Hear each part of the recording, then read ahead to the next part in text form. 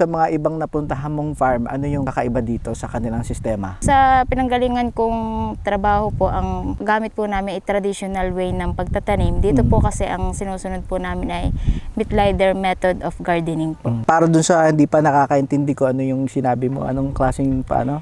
Mittleider gardening po, na siya po ay US-based po ang libro. Hindi pa po gamay masyado yung Mittleider, kaya po kami po meron pong weekly training din. Dito na rin? Dito na rin po sa farm. Sa tingin mo ba, itong sistema na ginagawa nyo dito ay dapat ipamahagi sa mga kababayan natin na sistema? Anong comparison sa traditional tsaka itong sistema na bago mo ring inaaral? Dahil pinag-aaralan ko pa rin po, maganda rin naman po ang paggamit po nitong nga po Mittleider. Kasi kung mapapansin nyo po ay marami naman po ang aming harvest.